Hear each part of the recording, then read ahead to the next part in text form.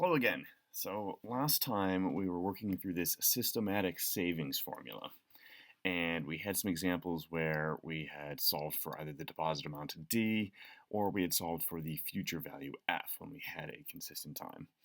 Going all the way back, returning to what we had before. So we've got the systematic savings formula. This is repetitive compound interest.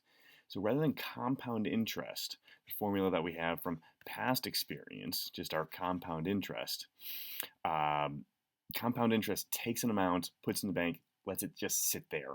And you're not adding anything to it, you're not subtracting anything to it. It's just money that sits in the bank, and that's it.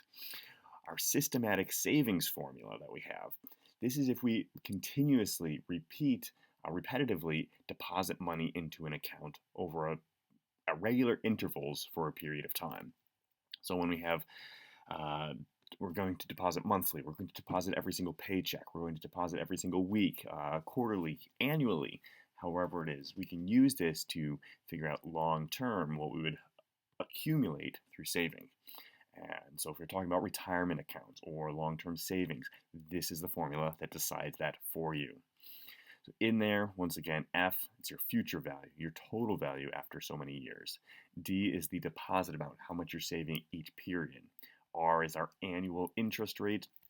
N is the number of deposits per year, and T is our time in years. So we've gone through three examples yesterday where we had the deposit amount and the future value that we were solving for. Today we're going to look at the algebra solving for time in years. Those are the three pieces for which we can solve. So we've got this example. We want to save a little bit of money for the down payment on a car. So we want to save $3,000. If we deposit $120 at the end of each month into an account earning 6% interest compounded monthly, how long? So here's my question statement. As I'm going through, it helps to identify what are we looking for in the end. So how long will it take until we have the down payment available? So starting off, I've got my formula here. I know this is the equation that we need to use because we are doing long-term saving. Identifying what we have, F, we need $3,000 available.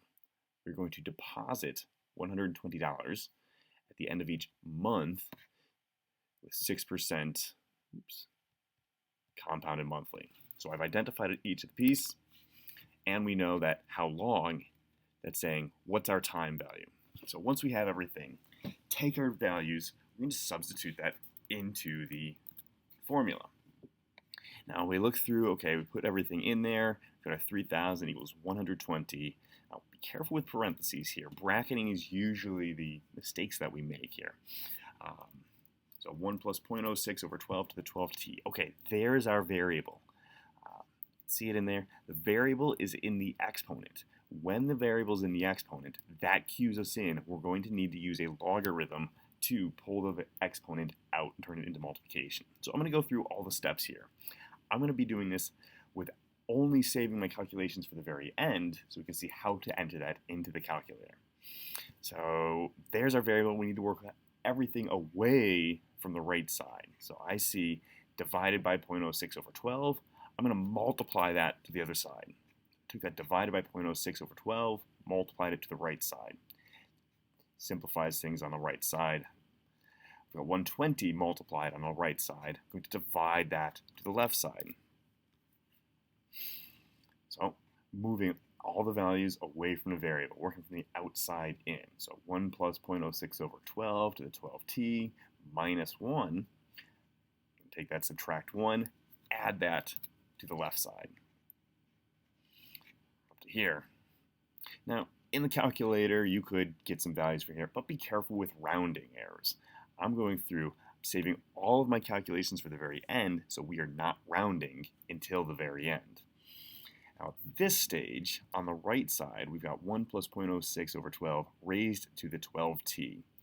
The base, we need to eliminate that. We've got the base raised to the exponent. So now we need to cancel our exponential base to pull the variable out of the exponent. That's where the logarithm comes into play. I'm just going to use log base 10. So on the calculator, just log base 10, the button next to the 7. You could use any base that you wish. ln is log base e. I'm just going to, for simplicity, use log base 10. We're going to take the log of both sides. So I've got the log of the entire left side. I've got the log of the entire right side. Now the value to that are properties of logarithms. An exponent inside the log, that 12t, gets pulled out in front as multiplication. So the exponent that was inside gets pulled out front as multiplication. The left side, this is all just one single value. We can plug that into the calculator, evaluate. On the right side now, log 1 plus 0.06 over 12, we can evaluate in the calculator. Multiplied by 12, we can evaluate that in the calculator. Our goal is to get t by itself. This step, we have t multiplied by 12, t multiplied by the log. The inverse of multiplication is division, so I'm going to divide those to the other side. So, we've got log of the left side divided by 12 log 1 plus 0.06 over 12 equals t. Now we've isolated t. We can see that now I can just substitute everything into the calculator. So I'm going to go over to the right, over to our calculator. Now we've got the numerator, the log, that was 3,000.06 over 12. Notice I'm keeping parentheses around that. Divided by 120. Plus 1. I do not need parentheses around this because addition comes after the multiplication and division. Close my parentheses. That's the entire numerator. Divided, open parentheses. I'm going to group parentheses around the entire denominator. We have 12 log 1 plus 0.06 over 12. And so here, I've got parentheses for the entire denominator to group all of that division. 1.967. So interpreting in context, the time it would take, if we are saving $120 every month, it would take about 2 years to save enough money for the down payment on our car. So we've gone through the steps, the algebraic steps to solve when we've got the time, the variables in our exponents, solve for time for our systematic savings equations.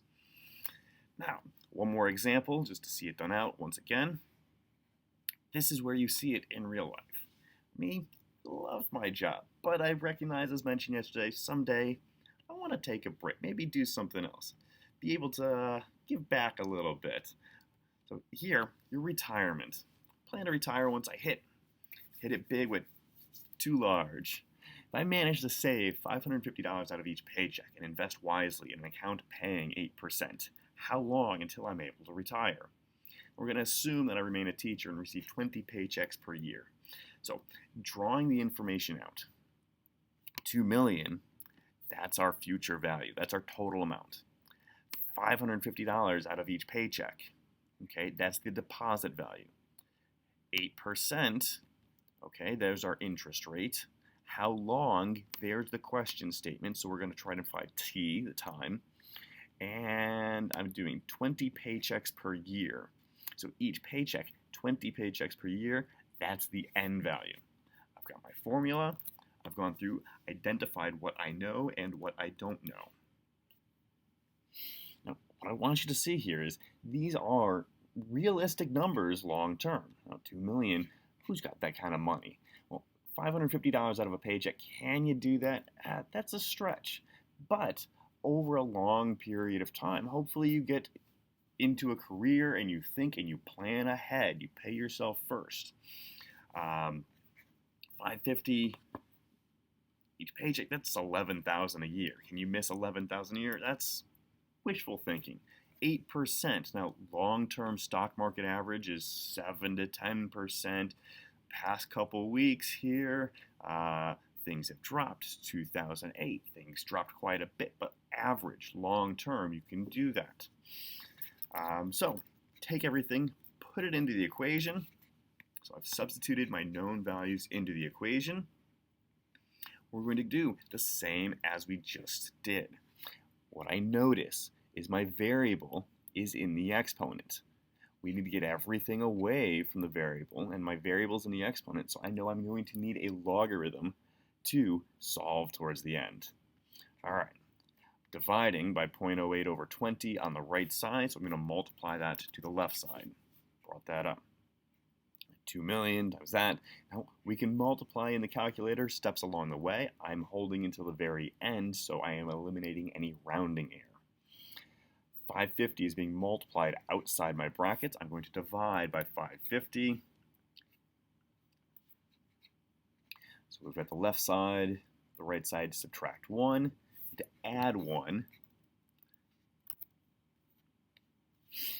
Now we've got our exponential base. There's our exponent with the variable. We've got everything else to the left at this stage when we have just the base raised to the exponent. No other coefficients, no other addition, subtraction. Now we're going to apply a logarithm to the entire statement, and that's going to take care of the properties of logarithms. It's going to pull our variable out of the exponent.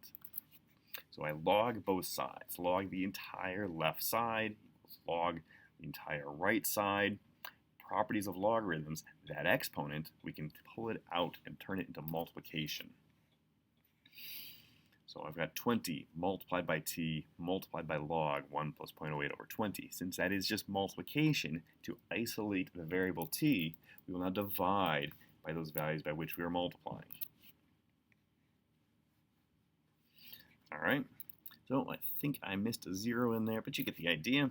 I'll put it into the calculator correctly. So now we've isolated t. It's just a matter of plug everything into the calculator, make it work. Notice everything on the left we can solve by going back to the calculator. Got log 2 million multiplied by 0.08 divide by 20. Hey, thanks. Divided by 550. Add 1. Close parentheses. That's the entire numerator statement. Divided by open parentheses, my entire denominator statement. 20 log. I've got my entire denominator statement in parentheses. All right, 34.3. So that gives us 34.4 years.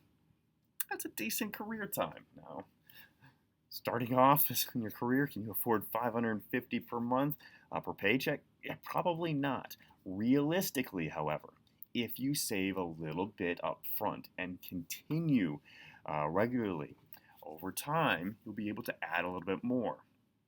Instead of taking that raise and buying that new whatever car, save a little bit more, $50 a week. If you can do that long term, that's your retirement plan. So the big idea right now, we've got our systematic savings formula. We've worked through the algebra, finding, solving for t. You've got a little bit more up there. Try it out. Let me know what I can do for you.